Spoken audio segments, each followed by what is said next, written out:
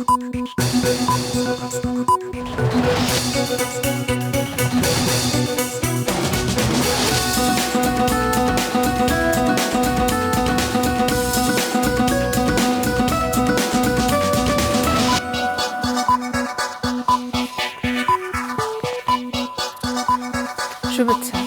সবাইকে স্বাগত রাতের মাছরাঙার সংবাদে আপনাদের সঙ্গে আছে আমি সাবরিনা হাসনাত। শুরুতেই গার্ডিয়ান লাইফ ইন্স্যুরেন্স সংবাদ শিরোনাম।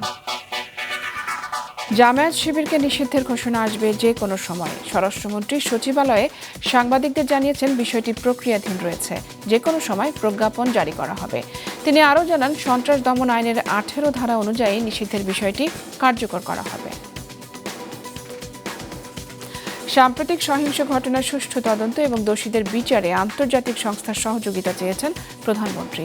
জাতীয় মৎস্য সপ্তাহের উদ্বোধনী অনুষ্ঠানে তিনি আরও বলেন, ধ্বংসাত্মক কর্মকাণ্ডে দেশের ভাবমূর্তি নষ্ট হয়েছে।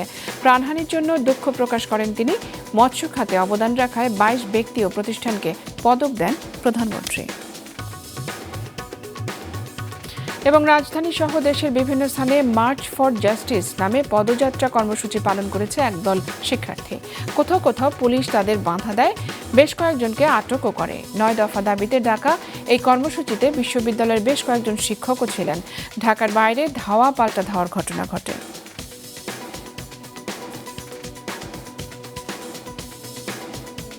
দর্শক শুনছিলেন শিরোনাম, এবারে বিস্তারিত। জামায়াতে ইসলামী এবং ছাত্র শিবির নিষিদ্ধ হচ্ছে, যে কোনো সময় এই বিষয়ে ঘোষণা আসবে বলে জানিয়েছেন স্বরাষ্ট্রমন্ত্রী আসাদুজ্জামান খান কামাল। জামায়াতে ইসলামী এবং ছাত্র শিবিরের রাজনীতি নিষিদ্ধের বিষয়ে সন্ধ্যায় সচিবালয়ে কথা বলেন তিনি। জানান, সন্ত্রাস দমন আইনের 18 ধারা অনুযায়ী নিষিদ্ধের বিষয়টি কার্যকর করা হবে। বিষয়টি প্রক্রিয়াধীন রয়েছে। দলটির রাজনীতি নিষিদ্ধের ব্যাপারে সুশীল সমাজ, 14 দল এবং বিভিন্ন রাজনৈতিক দলগুলোর দাবি ছিল, সেটি বাস্তবায়ন করা হচ্ছে।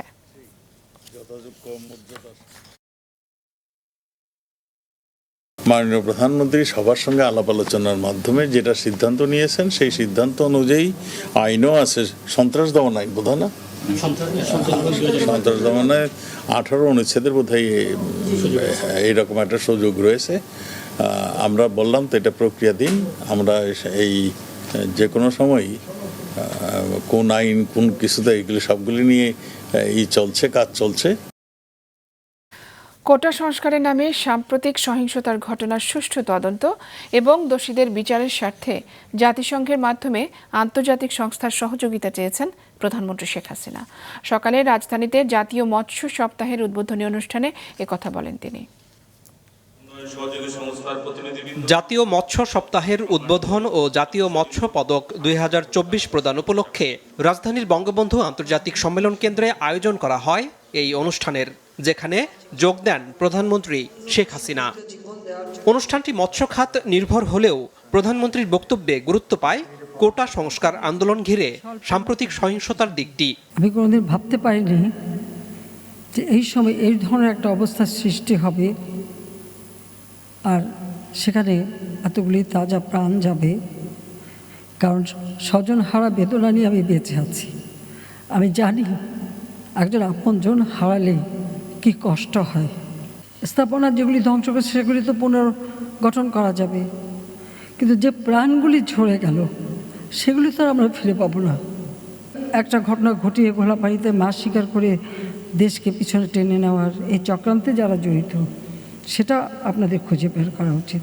আজকে বাংলাদেশ বিশ্ব উন্নয়নের রোল মডেল, সেই মর্যাদাটাকে কেন নষ্ট করা হলো, সেটা বিচারের ভার আমি আপনাদের কাছে, দেশবাসীর কাছেই দিচ্ছি।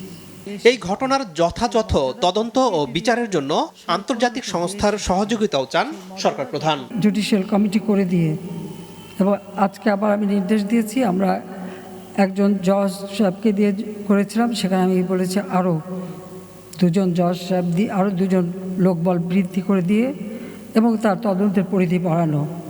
সেই সঙ্গে আমরা জাতিসংঘের কাছে আবেদন করেছি যে আমরা আন্তর্জাতিকভাবে বিভিন্ন সংস্থা আছে, বিশেষ করে বিদেশে, তাদের কাছে আমরা সহযোগিতা চাই যে এই ঘটনার যথাযথ সুষ্ঠু তদন্ত এবং যারা এর সঙ্গে দোষী তাদের সাজার ব্যবস্থা। যারা আপনজন হারিয়েছে তাদের প্রতি আমার সহমর্মিতা জানাই। কারণ আমি নিজে দেখেছি, এখনও বহু, এমনকি কালকে একটা ছোটো শিশুকে পর্যন্ত দেখলাম। এটা অত্যন্ত কষ্টকর। প্রধানমন্ত্রী মৎস্য খাতের উন্নয়নে সরকারের নেয়া নানা পদক্ষেপের দিক তুলে ধরেন। এ খাতে উল্লেখযোগ্য অবদান রাখায় 22 ব্যক্তি ও প্রতিষ্ঠানকে জাতীয় মৎস্য পদকও তুলে দেন প্রধানমন্ত্রী। তিনি নিবন্ধিত 2 জেলের কাছে স্মার্ট আইডি কার্ডও বিতরণ করেন। পরে প্রধানমন্ত্রী গণভবন লেকে মাছের পোনা অবমুক্ত করেন। আনোয়ার হোসেন, মাছরাঙা সংবাদ, ঢাকা। কোটা সংস্কার আন্দোলনকে কেন্দ্র করে সম্প্রতি দেশের বিভিন্ন স্থানে সহিংসতায় আহতদের শারীরিক অবস্থা এবং চিকিৎসার খোঁজ খবর নিতে রাজধানীর কুর্মিটোলা জেনারেল হাসপাতাল পরিদর্শন করেছেন প্রধানমন্ত্রী শেখ হাসিনা। বিকেলে হাসপাতালটিতে গিয়ে আহতদের যথাযথ চিকিৎসা নিশ্চিতে হাসপাতাল কর্তৃপক্ষকে প্রয়োজনীয় নির্দেশনা দেন তিনি। গুরুতর আহতদের দেখে এবং বর্বরতার কথা শুনে আবেগপ্রবণ হতে দেখা যায় প্রধানমন্ত্রীকে। গত কয়েকদিনে চিকিৎসাধীন আহতদের খোঁজ খবর নিতে প্রধানমন্ত্রী পঙ্গু হাসপাতাল, ঢাকা মেডিকেল কলেজ হাসপাতাল, বঙ্গবন্ধু শেখ মুজিব মেডিকেল বিশ্ববিদ্যালয় হাসপাতাল এবং রাজারবাগে কেন্দ্রীয় পুলিশ হাসপাতাল পরিদর্শন করেছেন।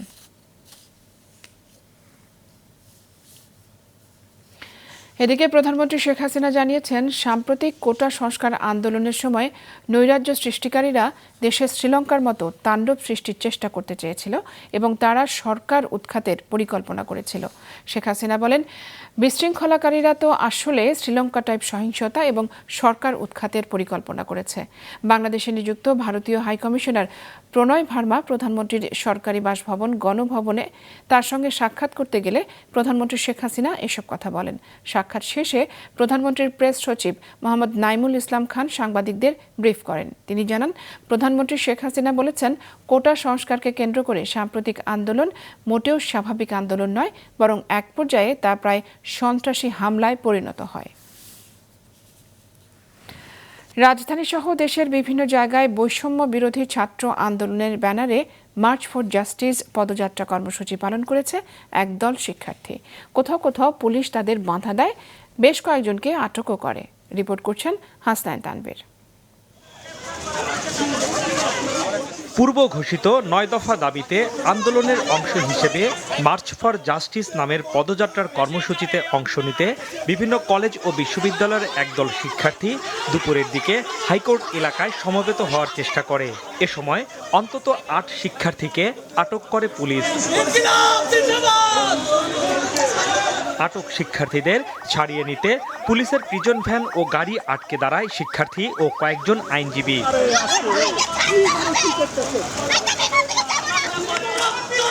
এর মধ্যেই সড়কের অপর প্রান্ত দিয়ে একটি মিছিল নিয়ে হাইকোর্টের দিকে এগোতে থাকে আরেক দল শিক্ষার্থী। শিশু একাডেমির সামনে তাদের আটকে দেয় পুলিশ। এ সময় তাদের সাথে বিভিন্ন বিশ্ববিদ্যালয়ের বেশ কয়েকজন শিক্ষকও ছিলেন। সেখানে কিছুক্ষণ অবস্থানের পর ফিরে যায় শিক্ষার্থীরা।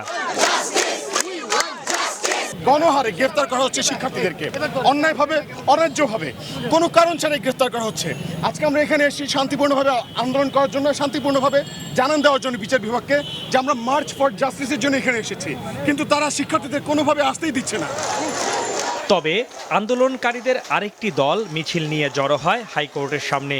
এ সময় 9 দফা দাবি আদায়ে নানা স্লোগান দেন তারা। আমাদের পক্ষ থেকে 9 দফা দাবি। এখন আপনি 9 দফা দাবিকে যেভাবে ইচ্ছা নিতে পারেন। 52তে ছাত্র সমাজ হারে নাই, 62তে হারে নাই, 66তে হারে নাই, 69-এ হারে নাই, 70-এ হারে নাই, 71-এ হারে নাই, 18-তে যেহেতু হারে নাই, 2024 সালেও ছাত্র সমাজের রক্তগঙ্গা যদি বয়েও যায়, এদেশে ছাত্র সমাজ কখনই হারতে পারে না। আইনজীবীদের এক অংশ এই কর্মসূচিতে সংহতি জানিয়ে মিছিল করেন হাইকোর্ট প্রাঙ্গণে।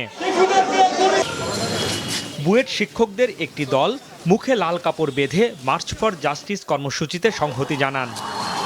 এদিকে চট্টগ্রাম, সিলেট, খুলনা, বরিশাল সহ দেশের বিভিন্ন এলাকায় এ কর্মসূচি পালনের চেষ্টার সময় শিক্ষার্থীদের সাথে পুলিশের ধাওয়া পাল্টা ধাওয়ার ঘটনা ঘটে। হাসনাইন তানভীর, মাছরাঙা সংবাদ, ঢাকা। ঢাকা মহানগর পুলিশ গোয়েন্দা বিভাগ ডিবির দায়িত্বে থাকা ডিএমপির অতিরিক্ত কমিশনার মোহাম্মদ হারুনুর রশিদকে বদলি করা হয়েছে। তাকে ডিএমপির অতিরিক্ত কমিশনার ক্রাইম অ্যান্ড অপারেশনের দায়িত্ব দেওয়া হয়েছে। আজ ডিএমপি কমিশনার মোহাম্মদ হাবিবুর রহমান স্বাক্ষরিত এক অফিস আদেশে এই বদলির তথ্য জানানো হয়েছে। তার জায়গায় ডিএমপির গোয়েন্দা বিভাগের দায়িত্ব দেওয়া হয়েছে ডিএমপির আরেক অতিরিক্ত কমিশনার আশরাফুজ্জামানকে। তিনি ডিএমপির অতিরিক্ত কমিশনার হিসেবে লজিস্টিক, ফিন্যান্স অ্যান্ড প্রকিউরমেন্টের দায়িত্বে ছিলেন। কোটা সংস্কার আন্দোলনের 6 সমন্বয়ককে ডিবি হেফাজতে নিয়ে ব্যাপক সমালোচনার মধ্যে পড়েন হারুন। সম্প্রতি এক রিট শুনানির সময় উচ্চ আদালত বলেন, ডিবি অফিসে যাকে তাকে ধরে নিয়ে যাবেন, তারপর খাবার টেবিলে বসাবেন, এভাবে জাতির সঙ্গে মশকরা করবেন না। অবশেষে চালু হলো ফেসবুক ও টিকটক সহ সব সামাজিক যোগাযোগ মাধ্যম। দুপুরে এসব চালুর ঘোষণা দেন ডাক, টেলিযোগাযোগ ও তথ্য প্রযুক্তি প্রতিমন্ত্রী জুনায়েদ আহমেদ পলক। দাউদ হাসানের রিপোর্ট। টানা 12 দিন বন্ধ থাকার পর চালু হয়েছে ফেসবুক সহ সব জনপ্রিয় সামাজিক যোগাযোগ মাধ্যম। দুপুর থেকেই ব্যবহারকারীরা এ সেবা পাচ্ছেন।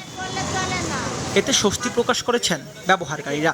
জানান, এর ফলে ই-কমার্স সহ সামাজিক যোগাযোগ মাধ্যমে সংশ্লিষ্ট সব কাজে গতি বাড়বে। আমরা যে রাইড শেয়ার করি, এর জন্য আমাদের ফেসবুকটা খুব আন্তরিকভাবে দরকার।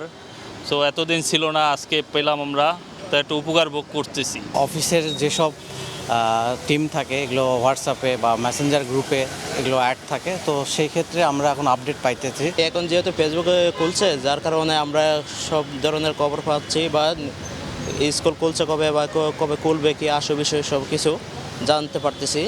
দুপুরে আগারগাঁও বিটিআরসি কার্যালয়ে ফেসবুক ও টিকটক প্রতিনিধিদের সাথে বৈঠক শেষে সামাজিক মাধ্যমগুলো খুলে দেওয়ার কথা জানান ডাক, টেলিযোগাযোগ ও তথ্য প্রযুক্তি প্রতিমন্ত্রী। আমরা সার্বিক বিবেচনা করে আজকে আমরা সেই বিধিনিষেধ আমরা প্রত্যাহার করে নিচ্ছি এবং বাংলাদেশে আমাদের সাইবার স্পেসে আমরা ফেসবুক, টিকটক এবং ইউটিউবের কার্যক্রম পরিচালনা করতে আর কোনো আমরা বাধা রাখছি না। এটা সম্পূর্ণভাবে সবগুলো অ্যাপ্লিকেশন আমরা ওপেন করে দিচ্ছি। প্রতিমন্ত্রী আরও বলেন, দেশের সাম্প্রতিক সহিংসতার ঘটনায় নিজ ভূমিকা নিয়ে দুঃখ প্রকাশ করেছে ফেসবুক। ভবিষ্যতে দেশের মূল্যবোধ ও সংস্কৃতি নিয়ে কাজ করার কথা বলেছে টিকটক। তাদেরকে অনুরোধ করেছি যেন তারা আমাদের সাথে সহযোগিতা করে, এবং তারা আশ্বস্ত করেছেন যে তারা স্বীকার করেছে তাদের ফ্যাক্ট চেকিং ক্ষমতার সীমাবদ্ধতা আছে, তারা স্বীকার করেছে তাদের এআই এর ত্রুটি থাকতে পারে, তারা স্বীকার করেছে যে যতটুকু রেসপন্ড করার কথা ছিল, বিশেষ করে 14, 15 থেকে 23, 24 পর্যন্ত, সেটা তারা করতে ব্যর্থ হয়েছে। আগামী দিনে তারা চেষ্টা করবে তাদের রিসোর্স আরও বাড়ানোর, এটাকে স্কেল আপ করার। আনুমানিক প্রায় 7 লাখের ওপরে কন্টেন্ট কিন্তু টিকটক টেক ডাউন করেছে। টিকটকের সহযোগিতায় আমরা সন্তুষ্টি প্রকাশ করেছি। সাম্প্রতিক কোটা সংস্কার আন্দোলনের সময় কিছু ভিডিও কন্টেন্টের বিষয়ে আপত্তি জানিয়ে 28শে জুলাই ফেসবুক, ইউটিউব ও টিকটকে চিঠি দিয়ে তলব করে সরকার। চিঠিতে তাদের কাছে যৌক্তিক ব্যাখ্যা চাওয়া হয়। 31শে জুলাই তাদের প্রতিনিধিদের বিটিআরসিতে সশরীরে হাজির হতে বলা হয়। দাউদ হাসান, মাছরাঙা সংবাদ, ঢাকা। মেট্রো রেল এবং এলিভেটেড এক্সপ্রেসওয়ে বন্ধ হওয়ার পর থেকে রাজধানীতে যানজট তীব্র হয়েছে। আজ পুরো দমে অফিস খোলায় সড়কে যানবাহন বাড়ায় ভোগান্তি আরও বেড়ে যায়। আরও জানাচ্ছেন মাসিক রাহাত। ঘুরছে না চাকা, চলছে না যানবাহন, যানজটে গন্তব্যে পৌঁছাতে ঘন্টার পর ঘন্টা সময় লেগে যাচ্ছে নগরবাসীর। গেল কয়েকদিন ধরেই দিনের বেশিরভাগ সময় রাজধানীর বিভিন্ন সড়কে দেখা যাচ্ছে এমন পরিস্থিতি। নগরবাসী ও ট্রাফিক পুলিশ বলছে, মেট্রো রেল ও এলিভেটেড এক্সপ্রেসওয়ে বন্ধ থাকায় মূল সড়কে যানবাহনের চাপ বেড়েছে। দেখা যাচ্ছে আগের মতো পুরনো সেই যানজট। মেট্রো রেল চলতো, এক্সপ্রেসওয়ে চলতো, যেই কারণে মেন রাস্তার উপরে চাপটা কম ছিল। তো এখন সব কিছু বন্ধ হওয়ার কারণে মেন রাস্তার উপরে বেশি চাপ, এই জন্য রাস্তাঘাটে যানজটের সৃষ্টি হয়ে আছে। আগে অনেক ভালো ছিল, ইনশাল্লাহ মেট্রো রেল থাকি কত সুন্দর আমরা আরাম করছি। এখন বাড়ছে, যানজট বাড়ছে, মানুষেরও কষ্ট হইতেছে। আজ পুরোদমে অফিস খোলায় সড়কে যান ও মানুষের চলাচল বেড়েছে। এতে ভোগান্তি আরও বেশি উপলব্ধি করছেন সবাই। ভোগান্তি হচ্ছে, যাইতে এত কষ্ট হইতেছে। আগে তো মেট্রো রেল দিয়ে গেলে অনেক সহজ হইতো যাওয়া। 12 মিনিটে 15 মিনিটে যেতে পারতাম, সেই সময়টা এখন 2 ঘন্টা 2.5 ঘন্টা সময় লাগতেছে। সময় কম লাগতো, এখন অনেক সময় লাগতেছে। যানজট অনেক বাড়ছে, মোটরসাইকেল যেতে অনেক সময় লেগে যায়। মেট্রো চালু হওয়ার পর থেকে এই রাস্তাটাতে জ্যাম অনেকটা কমে গেছিল, সেক্ষেত্রে এখন যানজট অনেকটা বেড়ে গেছে। গেলে কয়েকদিন যাবত এত যানজট বাড়ছে যে অফিসের টাইমে যাওয়া যাচ্ছে না। দুর্বৃত্তদের ভাঙচুর ও অগ্নিসংযোগের পর প্রায় 2 সপ্তাহ ধরে বন্ধ রয়েছে মেট্রো রেল ও এলিভেটেড এক্সপ্রেসওয়ে দিয়ে যান চলাচল। সংস্কারের পর কবে থেকে এগুলো চালু হবে তা এখনও নির্দিষ্ট করে জানায়নি সংশ্লিষ্টরা। মাশরেক রাহাত, মাছরাঙা সংবাদ, ঢাকা। 75-এর ঘাতকদের উত্তরসূরিরা দেশে সাম্প্রদায়িক জঙ্গি রাজনীতির প্রবর্তন করেছে বলেছেন আওয়ামী লীগের সাধারণ সম্পাদক ওবায়দুল কাদের। সকালে বঙ্গবন্ধু এভিনিউয়ের কেন্দ্রীয় কার্যালয়ে ছাত্রলীগের সাবেক নেতাদের সঙ্গে মত বিনিময় অনুষ্ঠানে তিনি আরও বলেন, বিএনপি জামাত দেশে উন্নয়নকে বাধাগ্রস্ত করতে 2013-14 সালের মতো আবারও অগ্নি সন্ত্রাসে মেতেছে, তাদের এখনই প্রতিরোধ করতে হবে।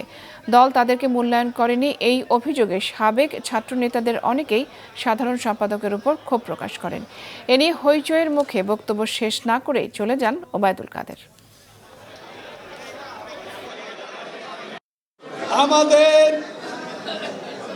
ঐক্যবদ্ধ হয়ে লড়াই করতে হবে। অশুভ শক্তি, স্বাধীনতা বিরোধী, মুক্তিযুদ্ধ বিরোধী, গণতন্ত্র বিরোধী এই অপশক্তিকে যে কোনো মূল্যে আমাদের প্রতিরোধ করতে হবে। কোটা বিরোধী আন্দোলনের জেরে আটক শিক্ষার্থী এবং তাদের অভিভাবক, সাধারণ জনগণ ও বিএনপি নেতাকর্মীদের মুক্তির দাবি জানিয়েছেন বিএনপি মহাসচিব মির্জা ফখরুল ইসলাম আলমগীর। এক বিবৃতিতে তিনি এই দাবি জানান। বিবৃতিতে ছাত্র আন্দোলনের সমন্বয়কারকদের তাদের অভিভাবকদের কাছে ফিরিয়ে দেয়া, সান্ধ্য আইন প্রত্যাহার, সেনাবাহিনীকে ব্যারাকে ফিরিয়ে নেয়া এবং অবাধ রাজনীতি উন্মুক্ত করা সহ শিক্ষা প্রতিষ্ঠান খুলে দেওয়ার দাবি করা হয়। ফখরুল বলেন, সরকার যেভাবে আন্দোলন দমন করেছে তা মানবতা বিরোধী অপরাধ এবং আন্তর্জাতিক অপরাধ আদালতে বিচারযোগ্য। বিক্ষোভকারী বা আন্দোলনকারীদের উপর গুলি না চালানোর নির্দেশনা ও সমন্বয়কারকদের ছেড়ে দেয়া নিয়ে করা রিটের শুনানি হয়নি আজ। সংশ্লিষ্ট বেঞ্চের একজন বিচারপতি অসুস্থ থাকায় আজ সেটি হয়নি। গতকাল হাইকোর্টের বিচারপতি মোস্তফা জামান ইসলাম এবং বিচারপতি SM মাসুদ হোসেন দোলনের সমন্বয়ে গঠিত বেঞ্চে এই রিটের শুনানি শেষে আজ আদেশের দিন ধার্য করেন। এদিকে কোটা বিরোধী আন্দোলন চলাকালে গুলিতে নিহত 4 শিশুর পরিবারকে ক্ষতিপূরণ দিতে রিট আবেদন করা হয়েছে। আইনজীবী তৈমুর আলম খন্দকার হাইকোর্টের সংশ্লিষ্ট শাখায় এই রিট দায়ের করেন। এবার আন্তর্জাতিক।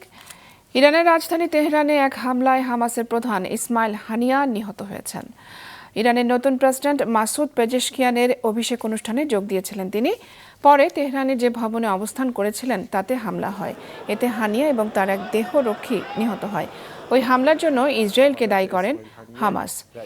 এদিকে লেবাননের রাজধানীর বৈরুতে ইসরায়েলি হামলায় সশস্ত্র গোষ্ঠী হিজবুল্লাহর সিনিয়র কমান্ডার ফুয়াদ শুকরকে হত্যার দাবি করেছে তেল আবিব। এবার খেলার খবর। গ্লোবাল T20-তে দর্শকের সঙ্গে সাকিবের বাদানুবাদ নিয়ে বিব্রত বিসিবি। আজ একথা জানিয়েছেন ক্রিকেট অপারেশনস কমিটির চেয়ারম্যান জালাল ইউনুস। সাকিব ব্যক্তিগত ব্যাপার না, অবশ্যই ঠিক করে নাই নিশ্চয়ই, কারণ সবারই সব জায়গায় কিন্তু অবদান আছে, ঠিক আছে, এবং কেউ সাকিবের অবদান নিয়ে কিন্তু প্রশ্ন করা উচিত ছিল না। আজকে বাংলাদেশ ক্রিকেট ক্রিকেটের অবদান যদি সাকিবের কথা উঠিয়ে থাকে, যেটা আমি শুনেছি, আমি কিন্তু এটা দেখিনি, তো আমরা সবাই জানি সাকিবের অবদান কি। রাতের সংবাদ শেষ করছি, তার আগে গার্ডিয়ান লাইফ ইন্স্যুরেন্স সংবাদ শিরোনামগুলো জানিয়ে দিচ্ছে আরও একবার। জামাত শিবিরকে নিষিদ্ধের ঘোষণা আসবে যে কোনো সময়, বিষয়টি প্রক্রিয়াধীন রয়েছে জানিয়েছেন স্বরাষ্ট্রমন্ত্রী। সাম্প্রতিক ঘটনাবলীর সুষ্ঠু তদন্ত এবং দোষীদের বিচারে আন্তর্জাতিক সংস্থার সহযোগিতা চেয়েছেন প্রধানমন্ত্রী। ধ্বংসাত্মক কর্মকাণ্ডের সমালোচনা। এবং রাজধানী সহ বিভিন্ন স্থানে মার্চ ফর জাস্টিস নামে পদযাত্রা কর্মসূচি পালন করেছে একদল শিক্ষার্থী। কোথাও কোথাও পুলিশের বাঁধা সংঘর্ষ। এই ছিল এখনকার মতো। ফেসবুকে আপডেট পেতে ভিজিট করুন মাছরাঙা টেলিভিশনের পেজে। ইউটিউব চ্যানেলেও দেখতে পারেন আমাদের সংবাদ, প্রতিবেদন এবং অনুষ্ঠান। দর্শক, রাস্তার ধুলো এবং ধোঁয়া ফুসফুসের ক্ষতির কারণ হতে পারে, তাই জীবাণু এবং ফুসফুসের সংক্রমণ থেকে সুরক্ষিত থাকতে ব্যবহার করুন ফেস মাস্ক। এতক্ষণ সঙ্গে থাকার জন্য ধন্যবাদ।